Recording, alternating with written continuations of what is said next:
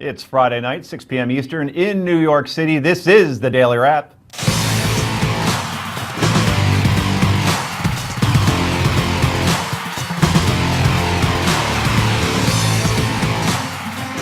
And welcome to the Wrap, everybody. I am Joe Concha, joined tonight by Philadelphia powerhouse attorney and one-time Sixers cheerleader, Heather Hansen. Better believe it. You're having a great year this year. Next, he is the second most handsome man on the Daily Wrap. Forbes columnist and Sirius XM radio host Rick Unger is here. We have to start the show over now. I'm just reading You've prompter. already given the facts wrong. No, not me. That's impromptu. The facts are wrong. I'm like Burgundy. I'm the Put it in first prompter, most I handsome will man. read it. Anyway, finally, new to the Daily Wrap, but certainly not new to being on national TV, Dr. Kelly Powers joins us. Hi there. Great to be here tonight. Delighted. Hoya, I made it. Destroy it. Thank you for being here. Let's go to the Daily Down Road.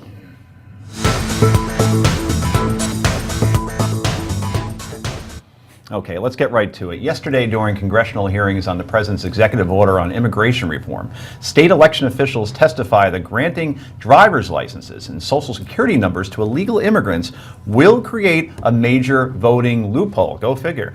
Currently, with just a driver's license and a social security number, anyone can claim they are a citizen. So how serious is this? We are joined now by Federation for American Immigration Reform, otherwise known as FAIR, Media Director Ira Melman. Ira, thanks for joining us from Seattle. We appreciate it.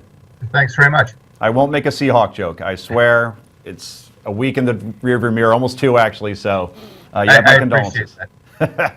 Hey, Ira, first we hear about that legal immigrants are going to be entitled to cash benefits even if they didn't file a tax return for up to, what, 3 years? Now we hear that non-citizens might be able to easily vote. Did the president fully really think out this executive order? Oh, yeah, he thought it out very carefully. This is exactly what he has wanted all along. In addition to the information that there's nothing that's going to be able to prevent illegal aliens from registering to vote now, Bob Goodlatte, the chairman of the House Judiciary Committee, says that the administration is going to start giving parole to the people that they granted DACA to, the Deferred Action for Childhood Arrival amnesty back from 2012. This will put people on a pathway to citizenship. So this is just one more lie from this administration. They said that this was going to be temporary, that they didn't have the power to do any of this. Now they're they're bootstrapping on their own illegal act and saying that they're going to put these people on a pathway to citizenship. So it's just one thing on top of the other. The only thing you can conclude is that this was a deliberate plan by the administration to eventually lead to citizenship because they understand the people that they're going to be giving amnesty to are going to vote for the Democrats. So you think, Ira, this was intentional, that illegals would be able to easily vote? When he signed this order, that was the intention? Absolutely. Look, if you follow the record of this administration, it's been 6 years of nothing but destroying any ability to enforce immigration laws. It has been a record consistent in trying to tear down any difference between citizens and non-citizens, legal immigrants and illegal aliens. This is clearly the path the administration has chosen. They're in their final 2 years and they're just going for broke. Final question, Ira. What other issues can we expect to hear about as a result of this? Well, I think that the other issue, as I mentioned, that they're going to be giving parole to the DACA beneficiaries. If the president is allowed to move forward with his latest amnesty, that is going to happen down the road. What needs to happen now is John Boehner has even developed a spine here. He has said that he is going to hold firm whether the Senate includes defunding language for the president's amnesty or not in the DHS budget. The House is going to hold firm. We have to hope that he does, because if this goes into effect, there is no stopping it. The president is just going to do whatever he wants. We're going to have a battle coming up probably in the next few weeks. DHS funding runs out on the 27th of February. They need to hold the line. If the president wants to shut down 15% of the Department of Homeland Security, let him explain that to the American people. He's the one taking hostages here. Well, it's certainly something that we're going to have to keep an eye on, Ira, and we appreciate you joining us on this Friday afternoon. Thanks so much. Thank you. All right, Rick, I want to start with you. Already Democrats are fighting for voter ID laws, right? And you shouldn't really have to show a driver's license. Republicans are, but yeah. What's that? Mostly Republicans have been fighting. No, well, I mean they're fighting against Right, showing an ID. right. Excuse me, I didn't phrase the question correctly. So it seems to me that this will require even more ID. Look, I mean, Ira, I have to say, Ira's a little bit paranoid. I don't think the White House is that clever to have set this up on purpose. There's an easy solution to it. I agree it's a problem, and it wasn't thought through. The solution is something we should have done a long time ago, a national voter ID card, but not one that's issued as a trick to keep people from voting, one that's issued for free to every American that qualifies. And you do it that way. If you want to do it state by state, simply give illegals who are here under the amnesty a different colored driver's license. This is not a difficult problem to solve. But can't you see where Ira's coming from? When you look at there's 6 jurisdictions in Maryland and Chicago that are now allowing non-citizens to vote. And if you think about the different places that are actually proposing this type of thing, there's a proposal in D.C. You can understand where people might think that this was on purpose and it's not an if they're ancillary paranoid. effect. It's not, Well, you know, it's if just it's they're not that happening clever. on purpose, how could it not perhaps be something that was thought out here? You know, it might be interesting to use this as an opportunity to accomplish what Republicans have been trying to accomplish. Why aren't they talking about that? Here's your reason to have a national voter ID card. Here's what I don't quite understand. All right, if I want to get on a plane, I have to show my driver's license. Yes. And if I want to buy, we've been talking a lot about alcohol before the show for Some whatever reason. medications even. Or medications. Thank you, doctor. Pseudoephedrine, we'll go to Walgreens, CVS. Do you want to buy pseudoephedrine? You can't do it without an ID. That's true. Can't get on a plane, can't buy medication, but somehow you can vote. Right. So Yeah, change that. I'm with you guys on that. But don't change it 2 months before an election when people don't have time to go and get what they need to get. Don't change it and charge them $20 because that's a poll tax. Do it fair, do it right, and I'm cool. Well, yeah, but I think that the problem here is that they want more, the Republicans want more than just not that these illegal aliens are going to vote, but they also don't want them getting our tax monies. They don't want, I mean, there's a Different lot, issues, but right. well, but it's all part of the amnesty executive order, which started this whole ball rolling. I agree with you, we've talked about this before, that Congress has to do something to help these people out and to get the situation This fixed. is what's been forgotten. Everybody forgets when we talk about the president's executive order.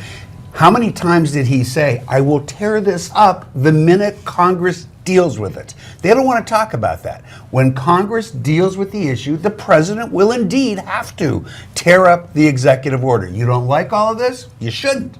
Congress, do your job. Yeah, and that is, I mean, that's something to be said for that, somebody's got to step up and do something, because this continuous go-around that we have going on right now, and now the potential for defunding of the DHS is a real problem, and it's got to be solved in the next few weeks.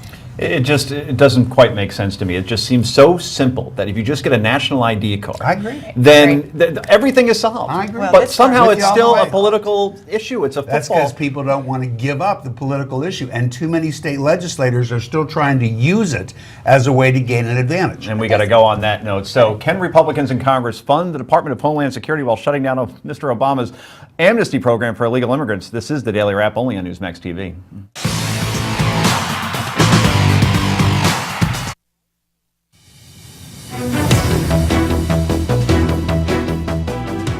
And welcome back to the show, everybody. I'm Joe Concha, joined by Heather Hansen, Rick Unger, and Dr. Kelly Powers.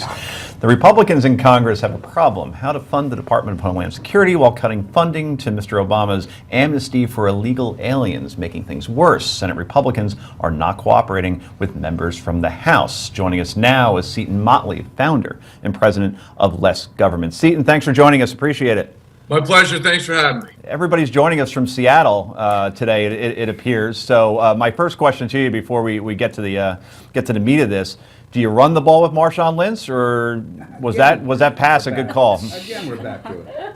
Yes, that was. I saw my favorite meme was Pete Carroll at a fast food restaurant handing a bag to someone and says, "Would you like me to hand this to you, or should I drop back 5 yards and throw it for no I reason?" saw that. That's tremendous. Thank you for that. And by the way, you're joining us from Virginia. We had the old graphic from our last guest. Maryland. Go Redskins. I mean- Anyway, so see, House Republicans slammed Senate Republicans for saying a House-approved bill funding the Department of Homeland Security and reversing President Obama's executive actions on immigration was dead in the Senate. Infighting again. This is not good if you're a fan of the GOP. Well, it's not good if you like actually accomplishing anything. The establishment wing of the Republican Party is winning in the Senate, and it's unfortunate because I've actually had this discussion with several people who work on the Hill. My argument would be going full on to try to stop amnesty, including potentially shutting down the government or doing what the Senate Republicans are currently doing, which more accurately reflects what people voted for in November. I would argue stopping immigration would be. Seton, it's Rick Unger, man. I got to ask you a question. Don't even you find it a little bit surprising that 6 weeks into the new Congress, you now have the Republicans in the House asking Mitch McConnell to do away with the filibuster after using it more times than it was ever used during the last couple of years? Well, the Democrats broke that mold first with the judiciary filibuster nuclear option. Yeah, So, but if- those you know- rules still apply. What? That's not what they're asking. I mean, if you go to what the nuclear option was, has nothing to do with what they're asking Mitch McConnell to do now. They want a filibuster to not be allowed on this particular bill. That was not possible under the nuclear option. No, but what I'm saying is we had the 60 vote threshold for everything, and the Democrats were the first one to broach that subject. Yeah, now they want to by do getting away with rid it of from the entirely. judiciary.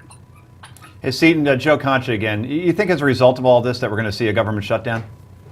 No. John Thune said right after the House passed their version of the Homeland Security with the February 27th deadline, John Thune in the Senate said we're not shutting down the government over this. So the establishment has set its mark, and with McConnell in charge, they're the ones that are going to win. I'm afraid. So the answer is no shutdown. All right, very good. Hey, Seton, we appreciate you joining us on this Friday evening. Thanks so much. Have a great one, guys. Thanks. All right, enjoy your weekend, sir. All right, Heather, and fighting is nothing new between House Republicans and Senate Republicans. So how do you think this is all going to turn out? Listen, when you even have Lindsey Graham and Ted Cruz saying that this can't happen, I mean, Ted Cruz said that the rule is in place to cool the tempers like a saucer cools a teacup. And I think that when you've got those guys saying that we can't do this, you know that you just can't take your ball and go home or change the rules when you're not winning the game. They've got to find a way to win within the confines of the rules on both sides, because there's always going to be a minority. Spoken like a true I citrus think cheerleader. that was very well put. But I can't help but point out, I guess, the pleasure it gives me that the very same people who are out there every day screaming bloody murder about national security and national defense, many of whom I agree with, are suddenly arguing to shut down the Department of Homeland Security. You want to tell me how that makes any sense? Schneidenfreude on your part, Rick Unger. That's crazy.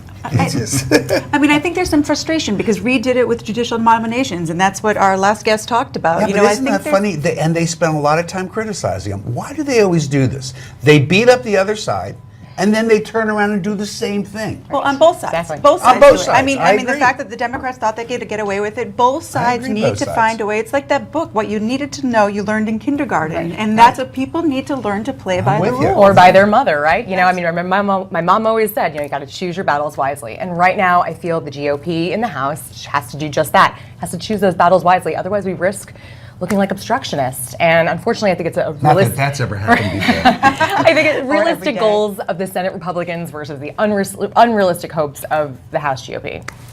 No, Yeah, I think that's so. probably the case. They're going to find a way to work it out. They're going to have to. And even if they don't, from the way that it looks, the DHS can still run in a different way if it's not properly funded. So it's not like we're going to be unprotected. So it sounds like we can all agree they're a bunch of silly people. Let's go home. Yeah, but they can't. They can't go home. Oh, but they do go But that's home. the problem. Aren't they on Always. vacation next week? So they do. They pick up their ball and they Yeah. go home, and they need to stay and they need to slug it out, especially when you've got a majority in both sides. Rick, it seems like the establishment seems to be winning these battles more and more, right? That They the always Tea have. Party wing, yes, but well, in 2010, the Tea Party really had a lot of momentum, and I heard Glenn Beck say earlier this week that the branding around the Tea Party is so damaged Yeah. that Yeah. they probably should change the name of it, right? Like Coke went to New Coke. That's probably Yeah. a bad example, but that maybe it's time to rethink the options, because it seems like they're getting smaller and their influence is getting smaller, and as is pointed out before, they just sound like obstructionists.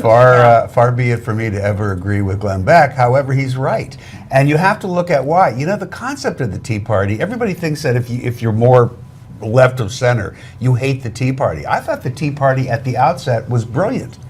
It got perverted, though, by the people who took it over to make money. Sal Russo, are you listening? Right? And this is what happened. And so it has been damaged. And it's unfortunate because they did have something to say.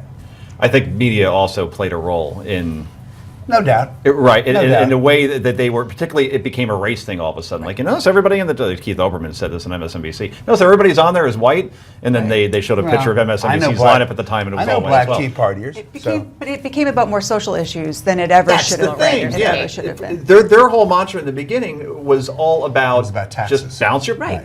your checkbook, basically. Don't spend what you don't have, Yeah. and that's it, and we want a balanced budget That's true. amendment, and Right. that's it. And Personal then, responsibility and such. Yeah. right, exactly. And then suddenly they got into all these other issues, and they muddied Against the gay water. marriage and against all of the social right. issues that people are involved in, and it takes any credibility that they have away when you start talking about those social issues. And this is why, you're absolutely right, and this is why I actually had time for the Tea Party at the outset. I didn't often agree with them, but I thought they were making a point that was an important thing to be in the debate. And I was fine with the idea that that point was being made. And we'll end it on that note. Coming up next on The Wrap, boy, what a transition. We're going to talk about 50 Shades of Grey. It debuts on the big screen tonight. We're all going to go watch it after the show. But some are boycotting the movie. We will talk about it next. This is The Daily Wrap, only on Newsmax TV.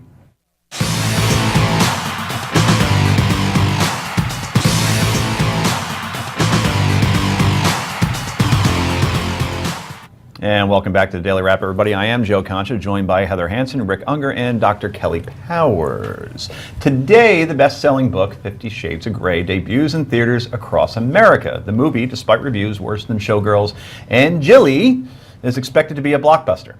But there is quite a bit of controversy surrounding the film, in which the main character, Anastasia Steele, is in a sexually violent but consenting relationship, who isn't one of those, with her boyfriend. Happy Valentine's Day. A social media campaign called $50, not 50 Shades, is asking people to donate $50 to battered women's shelters instead of going to see the movie, which critics say glamorizes assault against women. The movie and book are so popular that even Target, some call it Target, carries 50 Shades of Grey merchandise. I won't be bringing my daughter there. So, here is a very G-rated clip from the film. I just have a couple of questions. Mr. Gray will see you now.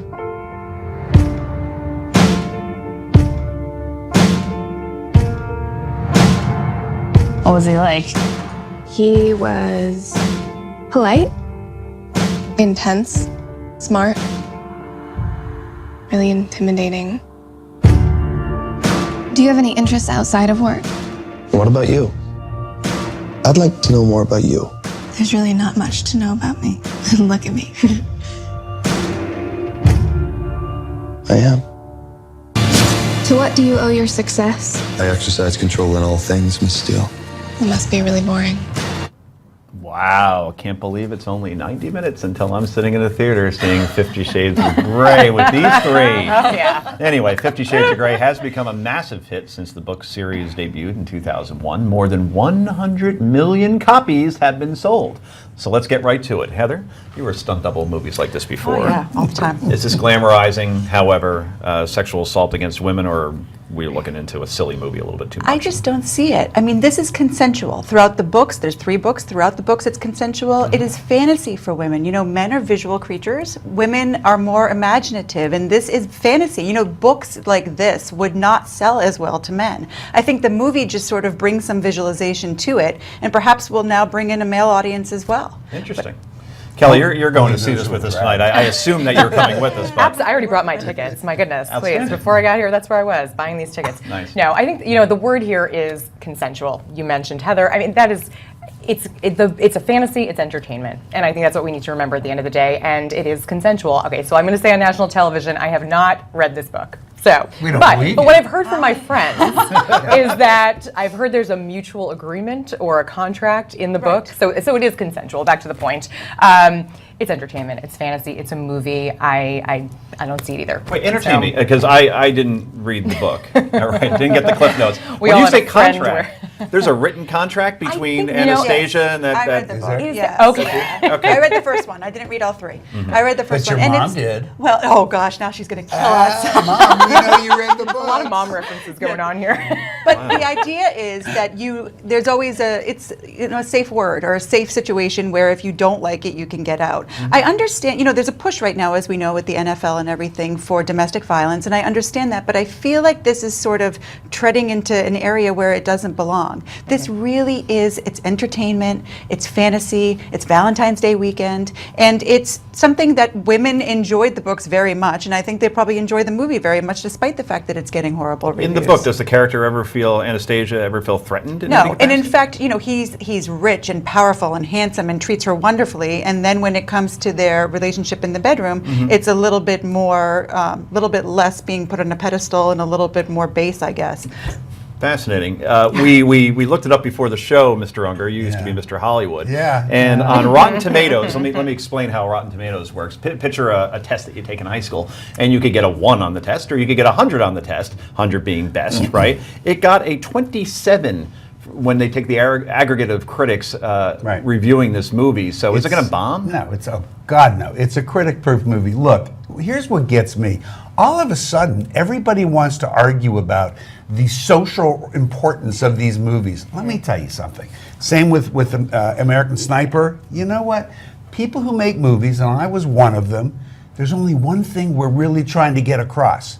How many butts can we put in seats to watch the movie? Stop looking for these secret things or social things. You know what? If women don't like that, what you fear could be in the case, they won't go. But I saw the box office numbers that are happening on Friday. They're going. Well, movies do have social impact, and if it gets us talking about domestic violence again, that's great. I just don't think that it's part of this movie. Okay, and we'll have to end it on that note. And it should be noted also that 2 years ago, for Halloween, I went as 50 Shades of Grey. Now, how did I do that? I went to a Benjamin Moore paint store, okay, and I literally got the 50 Shade samples, and I wore them, and I was the biggest hit at my party ever.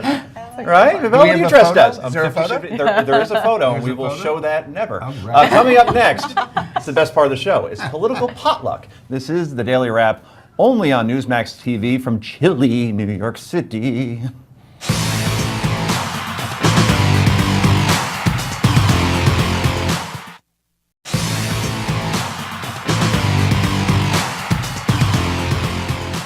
And welcome back to the Daily Wrap, everybody. It's time for some potluck.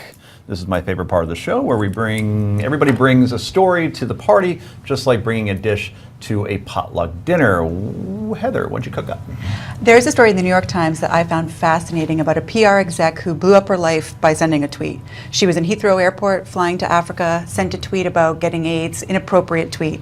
By the time that she landed, she was trending. She was the #1 trender in Twitter across the world. She then lost her job. She had a difficult time finding a new job. And the article talks about shaming, and shaming on Twitter and shaming in social media, and sort of compares it to back in the day when we would publicly shame people as punishment, shame adulterers, shame people who were committing robbery. Let's read the graphic while it's up there, or excuse me, the tweet.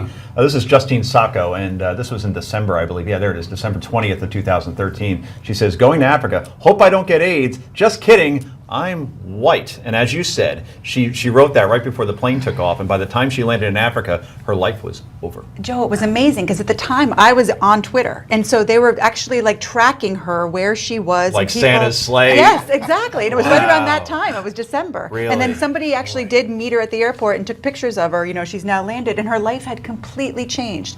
But when the comparison to shaming I thought was interesting, because she had been publicly shamed, but also maybe not that good of an analogy, because she put herself out there to be shamed. When you're committing adultery or robbery, it's something that's secret. When you're putting it out there, it's more like producing a movie or doing this, where you are looking to be panned. You're looking, and it's more like being reviewed, right? Kelly, ever send out a tweet that you regret? Oh, no, actually, I just joined Twitter. Really? Yes. How long ago? At Dr. Kelly Powers. Figured I'd plug that in. Yeah, so I'm very new to this whole Twitter thing. So yeah, I'm learning right now. So this is good. This is good for me. But you have to be really careful what you say, because it's out there forever. Why did you wait so long? Why do you wait so long? Yeah. I don't know. There's so many. I feel like I turn on my phone. There's so many to check, right? That's true. I have a lot of apps to check. It's Facebook, Instagram, now another one. So. How many followers you got in your rookie getting debut? Up there. Just for about 2 weeks now. I think about 1,000. You probably gained a good. We're getting there. Maybe a little more tonight. That's good. Yeah. You got 9,000 after this show. Oh, of course. Easily. Rick, yourself, you have a. She shamed herself. I mean, that's really how I view it. And you raise the distinction. If you do something in private and somebody shames you, that's one thing.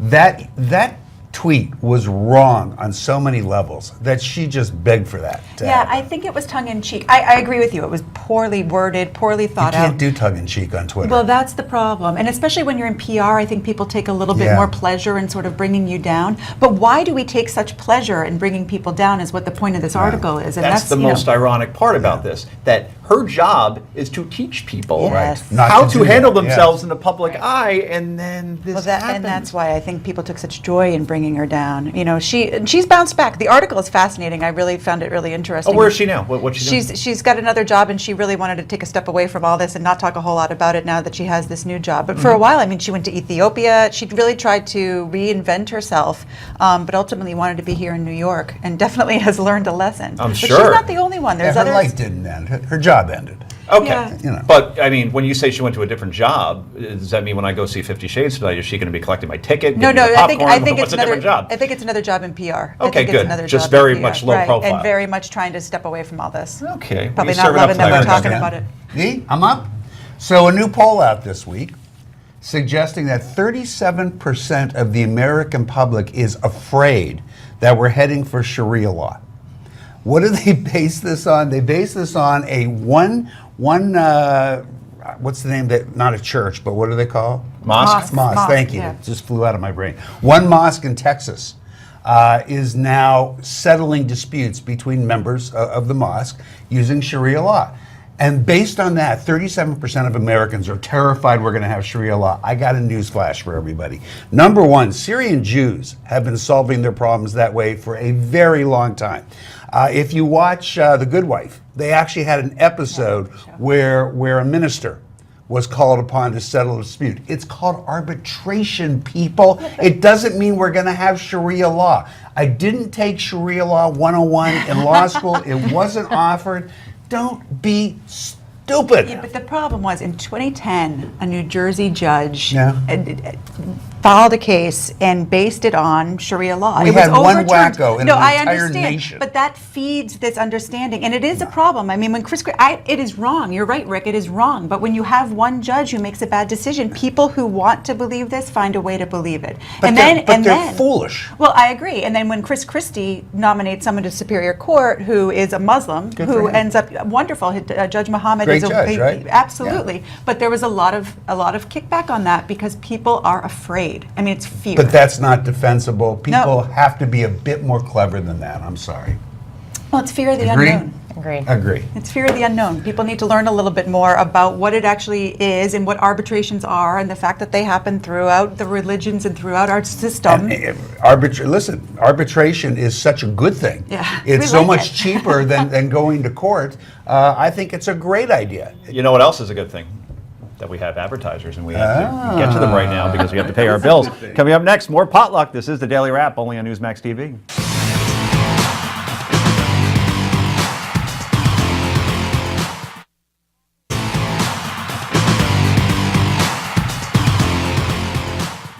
And welcome back to the show, everybody, on this Friday night in New York City. Right now, we are talking about our favorite stories of the day. Dr. Kelly Powers, what did you cook up? All right, so today, let's talk about vaccines again. Yes, it's back.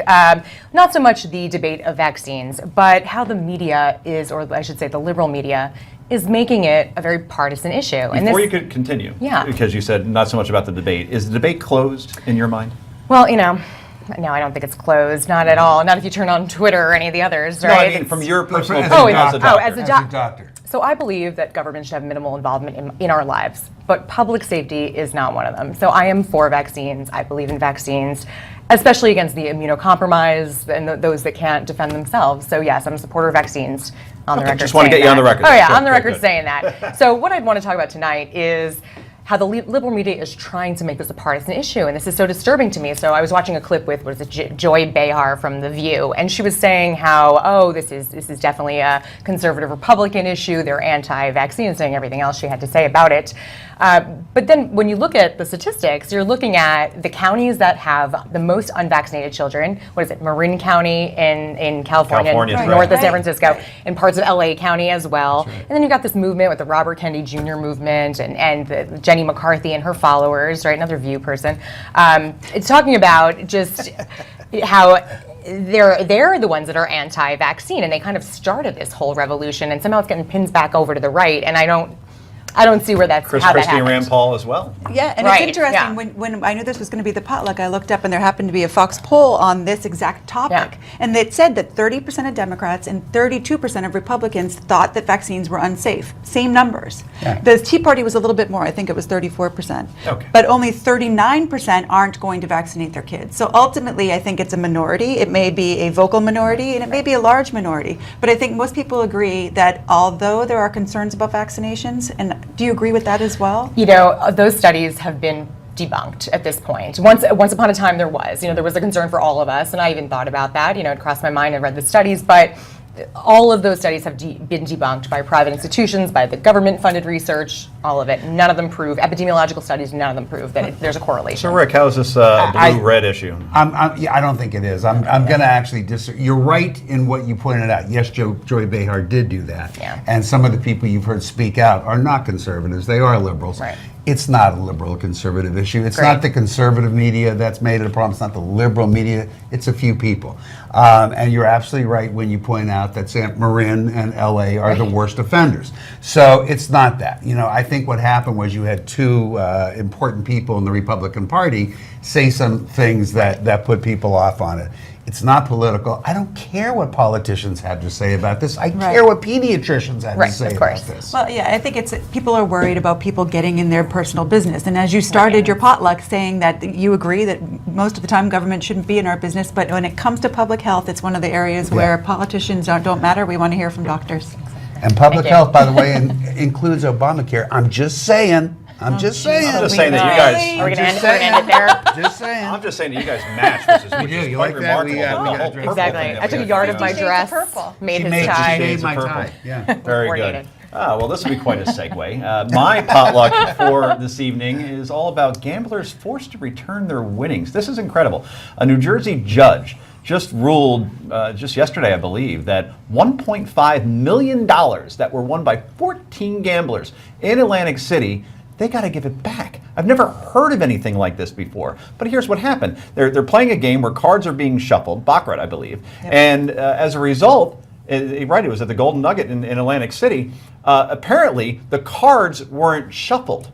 So the casino noticed that the cards weren't shuffled and then said, okay, you guys got to give this back. And the gambler's like, what are you, crazy? We just won fair and square. It's not our fault you forgot to shuffle the cards. Right. So sure enough, it goes to court and the judge says, you know what? The rules are the cards have to be shuffled. It's illegal, and therefore all these people who I don't even know if they may have spent the money. I would have. That night probably I would have. Have to give it Yeah, a back. good way. Heather, you're a lawyer. You know what? Here's the thing. When I first read the story, I agreed with you. It was ridiculous. But then I realized that the people who were gambling knew that they hadn't been shuffled and started increasing their bets because they knew it hadn't would do been. the same thing. But Joe, if there was an open cash register at a store, would you reach in and start grabbing the money? It's a completely different Well, how is it scenario. different? If you know that you're cheating and you're doing it on purpose, then I understand why they'd have to give it back. If it wasn't on purpose, then I'd say it's their money, they're free What and about the clear. responsibility of the dealer, whoever was working there that night? Well, it's the machine. Apparently, there's another lawsuit that goes on between the gambling institution and the machine as to whether or not it should have been shuffled. But I think that if you're the gambler and you're taking advantage of something that you know is wrong, you might have to give the money. Final word, Rick, 10 seconds. Actually, I started with you, but I'm going with Heather. She's right. If you knew you were cheating, then... Wow, Kelly, you're going to Atlantic City tomorrow night. I mean, do you have any trepidation around I have a lot to do. I thought I was going to see 50 Shades of Grey. That's tonight. Oh, that's tonight, and then tomorrow Atlantic City. Anyway, up next, it's time for the best segment on the show. It's called Yay or Nay. What crazy stories have we dug up for your enjoyment? Find out next. This is The Daily Wrap, and it's only on Newsmax TV from New York City.